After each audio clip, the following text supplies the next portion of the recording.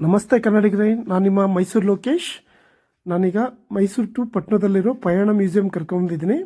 ಇಲ್ಲಿ ನೋಡಿ, ಇದೆಲ್ಲ ಹಳೆಯ ಕಾಲದ್ದು ಪದಾರ್ಥಗಳು. ಆ ಕಾಲದಲ್ಲಿ ಯೂಸ್ ಮಾಡ್ತಿದ್ದಂಥ ಪದಾರ್ಥಗಳೆಲ್ಲ ಈ ಮ್ಯೂಸಿಯಮಲ್ಲಿದೆ. ಹಾಗೆ ಒಂದು ಕಣ್ಣು ಹಾಯಿಸ್ಕೊಂಬರ್ದ ಬನ್ನಿ.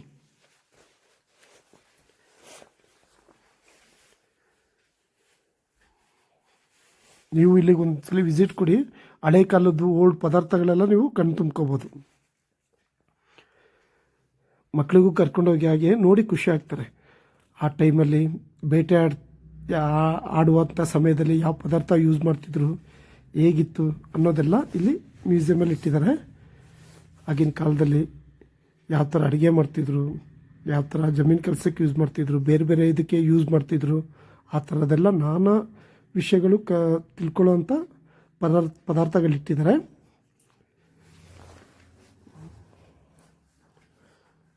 ಈಗೆಲ್ಲ ಜೀವನ ಎಷ್ಟು ಈಸಿ ಆಗ್ಬಿಟ್ಟಿದೆ, ಆಗ ಎಷ್ಟು ಕಷ್ಟ ಇತ್ತು ಅನ್ನೋದಕ್ಕೆ ಇಲ್ಲೊಂದು ಕೆಲವೊಂದು ಪದಾರ್ಥಗಳು ನೋಡಿದ್ರೆ ಗೊತ್ತಾಗುತ್ತೆ. ನೋಡಿದ್ದು ಬಿಲ್ಲಿದು, ಹಳೆಯ ಕಾಲದ ಬಿಲ್ಲಿದು.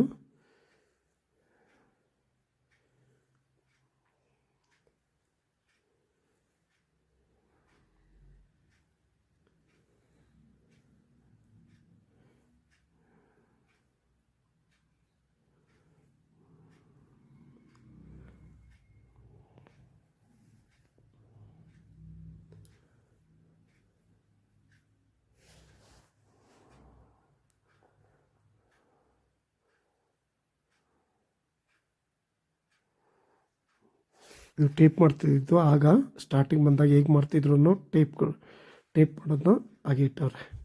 ಈಗಲೂ ಎಷ್ಟೋ ಜನ ಹಳೇದು ಯೂಸ್ ಮಾಡೋರು ಇದ್ದಾರೆ, ಕೆಲವೊಂದು ಕಡೆ ಸಿಗುತ್ತೆ. ಆದರೆ ಇದು ತುಂಬ ಹಳೇದಿದು, ಸ್ಟಾರ್ಟಿಂಗ್ ಬಂದಂಥ ಹಳೇದು ಬೈನಾಕುಲರ್ ಥರ ಇದೆ.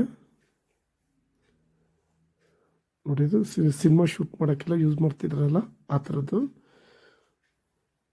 ಫೋಟೋ ಶೂಟ್, ಸಿನಿಮಾ ಶೂಟಿಗೆಲ್ಲ ಆ ಕಾಲದಲ್ಲಿ ಯಾವ ಥರ ಯಾವುದರಿಂದ ಹೇಗೆ ಶೂಟ್ ಮಾಡ್ತಿದ್ರು ಅನ್ನೋದಕ್ಕೆ ಹಳೆಯ ಪದಾರ್ಥಗಳು.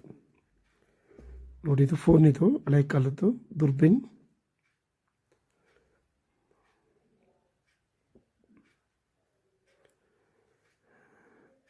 ಹಳೆಯ ಕಾಲದ್ದು ಮ್ಯೂಸಿಕ್.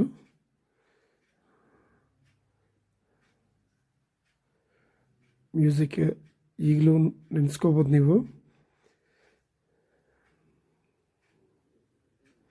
ಕಾಲ ಎಲ್ಲಿಂದ ಎಲ್ಲಿವರೆಗೂ ಬಂದು ನಿಂತಿದೆ ನೋಡಿ.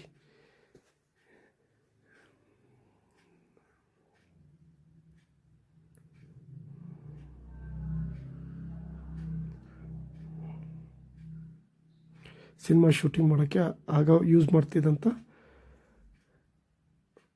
ಪದಾರ್ಥಗಳು ಎಷ್ಟು ದೊಡ್ಡದಿದೆ ನೋಡಿ. ಥಿಯೇಟ್ರಲ್ಲೆಲ್ಲ ಇಟ್ಟು ಶೂಟ್ ಮಾಡ್ತಿದ್ರಲ್ಲ, ಫಿಲಮ್ ಬಿಡ್ತಿದ್ರಲ್ಲ, ಆ ಥರ ಪದಾರ್ಥಗಳು. ಇದು ಮೈಸೂರು ಟು ಶ್ರೀರಂಗಪಟ್ಟಣ ಹೋಗೋ ರೂಟಲ್ಲಿದೆ ಪಯಣ ಮ್ಯೂಸಿಯಮ್ಮು. ಒಂದ್ಸಲ ವಿಸಿಟ್ ಕೊಡಿ, ಮಕ್ಕಳು ತುಂಬ ಖುಷಿ ಆಗ್ತಾರೆ. ಫ್ಯಾಮಿಲಿ ಜೊತೆ ಹೋಗಿ ಫ್ರೀ ಇದ್ದಾಗ ನೋಡಿ. ಒಬ್ಬರಿಗೆ 50 ರೂಪಾಯಿ. ಬೆಳಿಗ್ಗೆ 9:30 ಸಂಜೆ 5:30ವರೆಗೂ ಇರುತ್ತೆ. ಖುಷಿ ಆಗುತ್ತೆ. ಹಳೆ ಪದಾರ್ಥಗಳು ನಮ್ಮ ಹಿರಿಕರು ಯೂಸ್ ಮಾಡ್ತಿದ್ದು ಎಷ್ಟು ಕಷ್ಟ ಇತ್ತು ಅನ್ನೋದನ್ನ ನೋಡಿದ್ರೆ ಸ್ವಲ್ಪ ಖುಷಿ ಆಗುತ್ತೆ. ನಮಗೀಗೆಲ್ಲ ತುಂಬ ಈಸಿ, ಪೇಪರ್ ಕಟ್ಟಿಂಗ್ ಮಿಷನ್ನು ಆಗ ಇದ್ದಿದ್ದು. ನಮಗೀಗ ತುಂಬ ಈಸಿ ಆಗ್ಬಿಟ್ಟಿದೆ. ಏನೇ ಕೆಲಸ ಆದರೂ ಫ್ರೀಯಾಗಿ ಫಾಸ್ಟಾಗಿ ಮುಗಿಸ್ಬೇಕು, ಆ ಥರ ನಾವು ಕಂಡಿಡ್ಕೊಂಡಿದ್ದೀವಿ. ಆಗಿನವ್ರು ನೋಡಿ, ಯುದ್ಧಕ್ಕೆ ಬಳಸ್ತಿದ್ದಂಥ ಕತ್ತಿಗಳಾಗಲಿ, ಗನ್ಗಳು, ಆ ಥರ ಎಲ್ಲ ಇಲ್ಲಿ ವಸ್ತು ಪ್ರದರ್ಶನದಲ್ಲಿ ಇಟ್ಟಿದ್ದಾರೆ. ಆಗಿನ ಜೀವನ ಯಾವ ಥರ ಇತ್ತು ಅಂತ ಊಹಿಸ್ಕೋಬೋದು ನಾವು.